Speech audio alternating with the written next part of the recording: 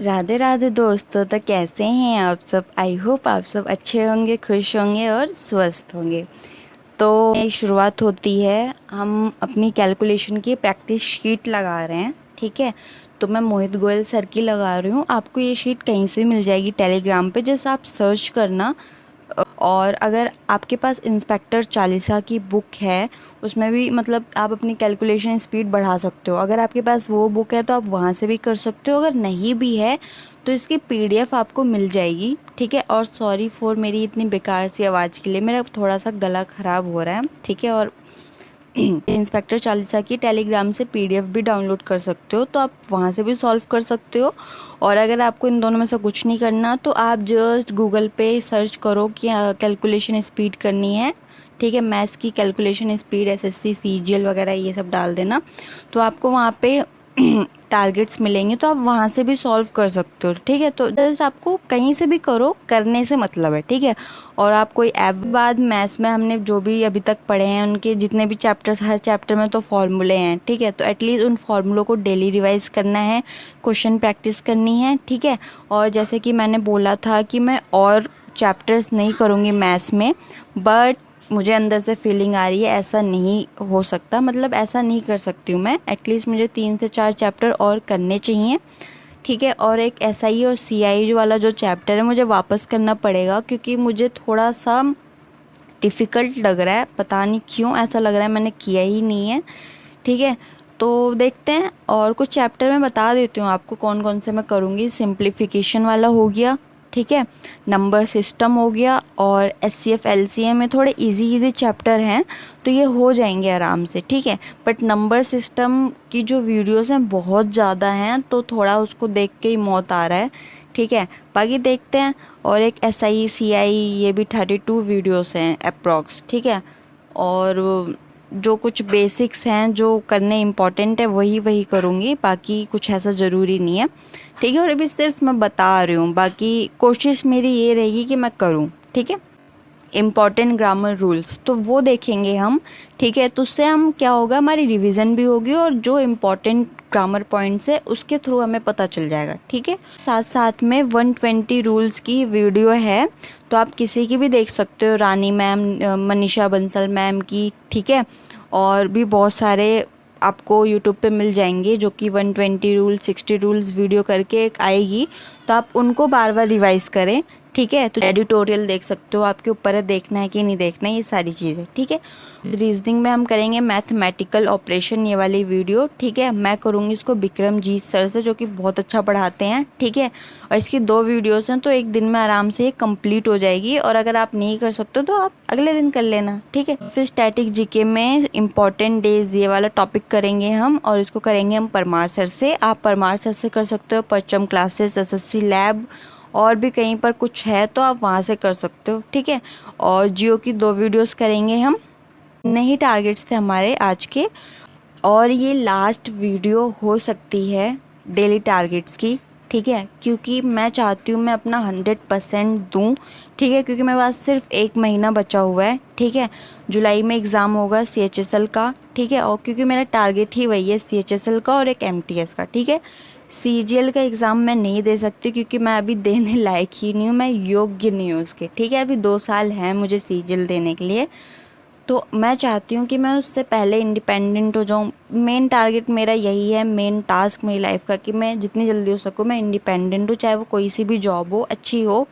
ठीक है, एटलीस्ट मैं अपना खर्चा निकाल सकूँ। ठीक है, चाहे वो एमटीएस की जॉब हो, चाहे वो सीएचएसएल की जॉब हो। ठीक है, तो किसी जॉब में कोई ख़राबी नहीं है। ठीक है, लोग एमटीएस को बहुत ज़्यादा वो गंदी जॉब मानते हैं कि बहुत लो लेवल की जॉब है ये वो, बट मेरे लिए सारी बराबर है। ठीक है, वो भी फ्री में नहीं मिल रही, आपको भी उसके लिए बहुत मेहनत करनी पड़ती है। ठीक है, और सबसे ज़्यादा कंपटीशन भी एमटीएस में ही है। ठीक है, तो मेरा मेन टारगेट यही है कि मैं अपने आप को इंडिपेंडेंट बनाऊँ पहले, तो मैं चाहती हूँ अपना 100% दूँ, जो भी मेरे पास टाइम बचा हुआ है।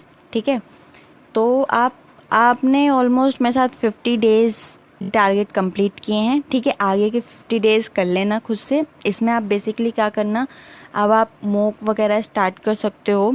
ठीक है, टेक्स्ट बुक पे, ऑलिव बोर्ड पे।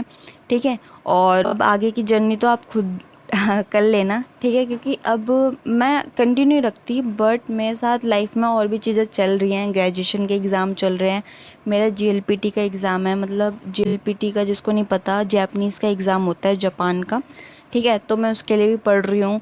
तो नालायक को टाइम ही नहीं मिलता, मैं क्या करूँ। अब उसका एग्ज़ाम है जुलाई में, ठीक है, उसकी डेट भी आ चुकी है। अब देखते हैं जुलाई में दूंगी या दिसंबर में दूंगी, क्या है क्या नहीं है, बट पढ़ना तो पड़ेगा ही।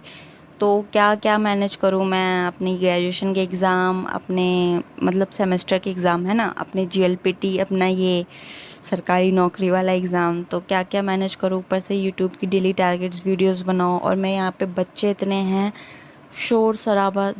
एक तो छुट्टी पड़ गई है बच्चों की, ठीक है, दिन रात शोर शराबा, रात को भी 11 12 बजे तक खेलते रहते हैं, शोर इतना करते हैं, टाइम ही नहीं मिलता कैसे वीडियोस बनाऊँ, ठीक है। तो आई होप आप सब समझेंगे, क्योंकि आप सब मेरे यार दोस्त हो, छोटे बड़े भाई बहन जैसे भी हो, है ना। तो आई नो आप सब सपोर्ट करोगे, हम सब एक साथ जुड़े रहेंगे, ठीक है। एंड मैं चाहती हूँ आप कोई भी चैनल को छोड़ के ना जाएं, ठीक है। जिसको जाना है वो ऑफ कोर्स जा सकता है, किसी को रोका नहीं जा सकता, बट आई नो जो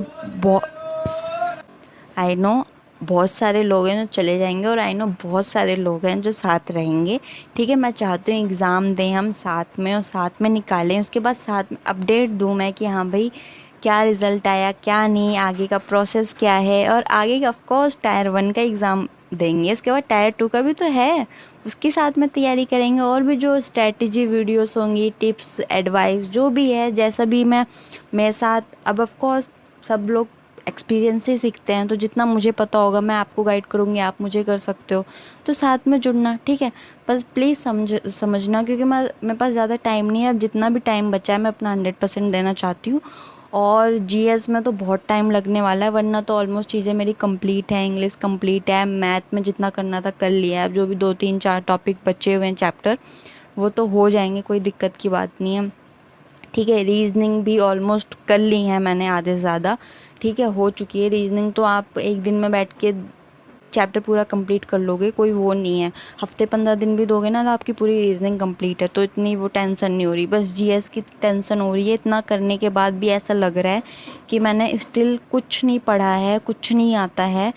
तो मुझे ये जो लास्ट का 1 मंथ है, मुझे अपना 100% देना है किसी भी हाल में, क्योंकि मैं मौका नहीं गंवाना चाहती हूँ। और आई नो आप सबको पता है, जब जो मिडिल क्लास फैमिली से आता है सबको पता है कि एक जॉब की वैल्यू क्या होती है। और देखो मैं फाइनेंशियली तो स्ट्रांग हूँ, ज़्यादा कुछ ऐसे खास दिक्कत नहीं है, बट मैं ना अपने लिए इंडिपेंडेंट होना चाहती हूँ, ठीक है। और आपको ही पता है प्राइवेट सेक्टर में एक फ्रेशर को कितनी सैलरी मिलती है। मैंने काफ़ी लेट डिसाइड किया, बट देखते हैं।